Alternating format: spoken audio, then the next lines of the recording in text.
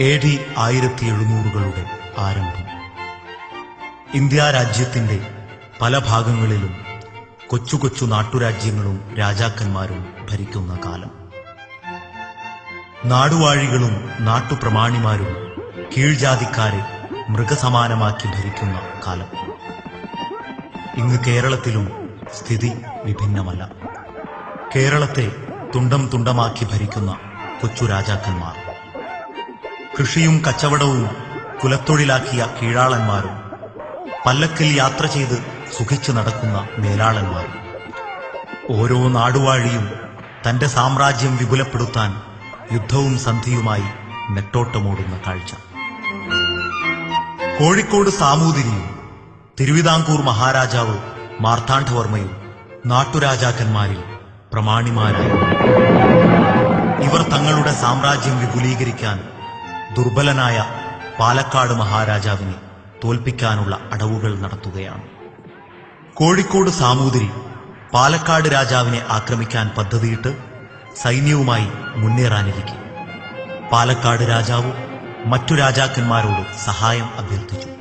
എന്നാൽ ദിണ്ടിക്കൽ ഗവർണറായ ഹൈദരലി മാത്രമാണ് സഹായത്തിന് തയ്യാറായത്. ബുദ്ധിമാനും സമർത്ഥനുമായ ഹൈദരലി പാലക്കാട് രാജാവിന് സഹായം വാഗ്ദാനം ചെയ്തു. മഖ്ദൂം അലിയുടെ നേതൃത്വത്തിൽ 5000 പടയാളികളുമായി ഹൈദരലി കേരളത്തിലേക്ക് പടയെ പറഞ്ഞയച്ചു. ഹൈദറിന്റെ സൈന്യം വന്നെത്തിയ വിവരം സാമൂതിരി അറിഞ്ഞപ്പോൾ തന്റെ സൈന്യം പിൻവലിച്ച് സാമൂതിരി പേടിച്ചു മടങ്ങി.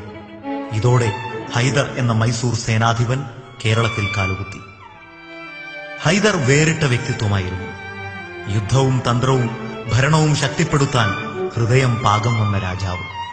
അതുകൊണ്ടുതന്നെ സ്വന്തം സാമ്രാജ്യം വിപുലീകരിക്കാൻ കിട്ടുന്ന എല്ലാ അവസരവും ഹൈദർ ഉപയോഗപ്പെടുത്തി.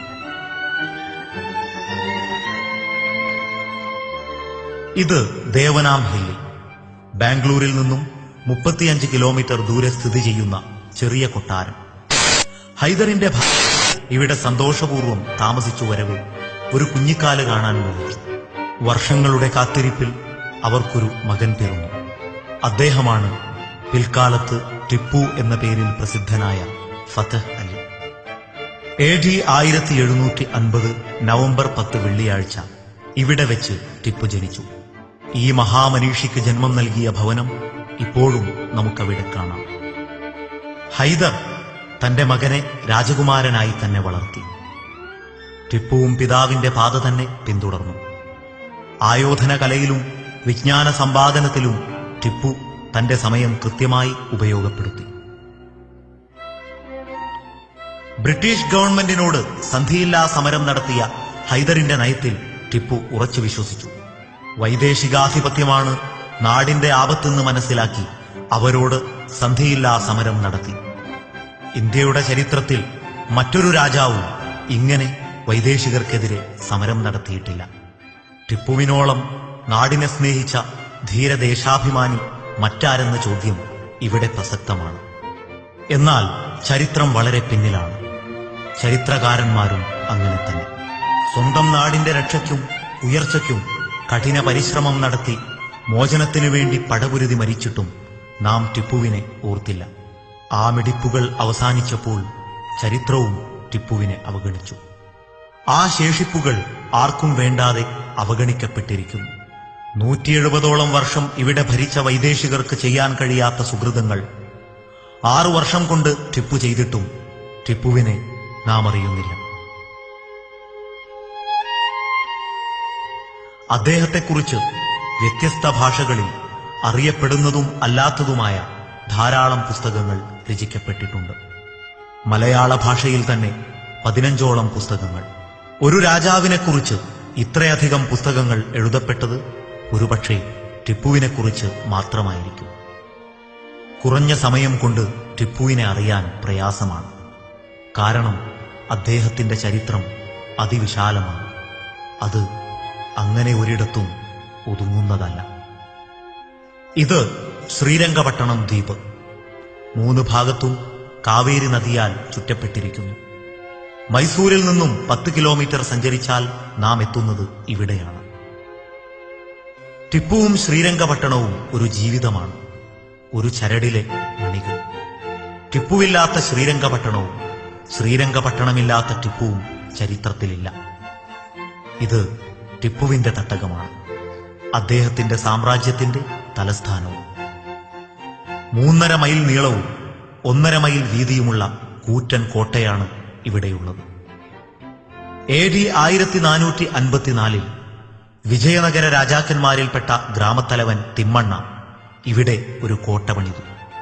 1609 വോഡയാർ മഹാരാജാവ് കോട്ട അല്പം ബലപ്പെടുത്തി.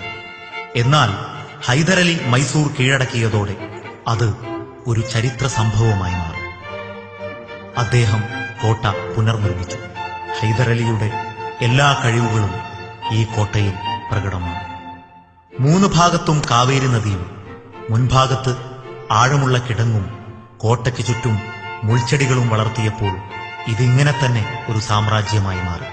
ഒരു ശത്രുവിനും അകത്ത് കടക്കാൻ കഴിയാത്ത അത്ഭുതങ്ങളുടെ ഒരു കലവറ. ഇത് കോട്ടയിലേക്കുള്ള കവാടം. ആഴമുള്ള കിടങ്ങിന് മേലെ പാലത്തിലൂടെ സഞ്ചരിക്കാം. വലിയ പാറയുപയോഗിച്ച് നിർമ്മിച്ച ഈ കോട്ട പേർഷ്യൻ കലയുടെ നിദർശനമാണ്. ഇതാണ് നിരീക്ഷണ ഗോപുരം. ടിപ്പു നിർമ്മിച്ച ഈ ഗോപുരം ഇന്നും പതാക ഉയർത്താനുള്ള സ്ഥലമായി ഉപയോഗിക്കുന്നു. നിരീക്ഷണ ഗോപുരത്തിൽ കയറി നിന്നാൽ കോട്ടയിലേക്കുള്ള 3 കവാടങ്ങളും കാണാം. കൊട്ടാരവും കാവേരി നദിയുടെ സ്പന്ദനവും ഇവിടെ നിന്നാൽ ദർശിക്കാം.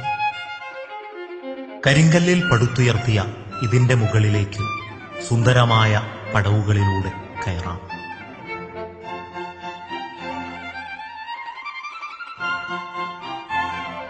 മസ്ജിദ് ആല.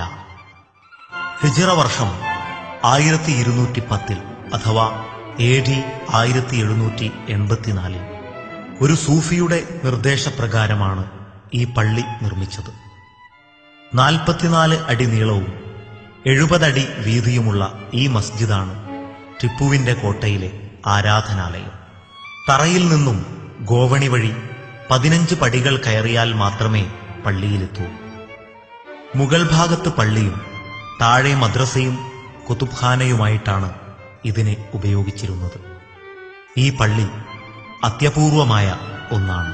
ഭീമാകാരങ്ങളായ 3 വാതിലുകളല്ലാതെ ഒരൊറ്റ ജനലും ഈ പള്ളിക്കില്ല. പള്ളിക്ക് മുകളിൽ മുറ്റം പോലെ ഒരു സ്ഥലം സംവിധാനിച്ചിരിക്കുന്നു. ആ മുറ്റത്ത് കാണുന്ന നിസ്കാര സമയമറിയാൻ ടിപ്പു തന്നെ നിർമ്മിച്ച വെയിൽ ഘടികാരം ശ്രദ്ധേയമാണ്. അദ്ദേഹത്തിന്റെ കാലഘട്ടത്തിലെ ഒരുപാട് കയ്യെഴുത്തു പ്രതികൾ ഇന്നും ഈ പള്ളിയിലുണ്ട്. ഇത് പള്ളിയുടെ കുളം. അംഗസ്നാനം ചെയ്യാൻ കാവേരി നദിയിൽ നിന്നും ടിപ്പു ജലസേചന സൗകര്യം നടത്തിയ വഴികൾ ഇവിടെ വ്യക്തമാണ്. പള്ളിയുടെ 2 മിനാരങ്ങൾ ടിപ്പുവിന്റെ ബുദ്ധിസാമർഥ്യത്തിന്റെ അടയാളങ്ങളാണ്. നിറയെ ദ്വാരങ്ങളുള്ള മിനാരത്തിന്റെ ഉള്ളിൽ നിന്നും ശത്രുവിന്റെ നീക്കമറിയാൻ കഴിയുന്നു. ജന്തുസ്നേഹിയായ ടിപ്പു പ്രാവുകൾക്ക് അഭയം നൽകാനും കൂടി നിർമ്മിച്ചതാണിത്. മനോഹരമായ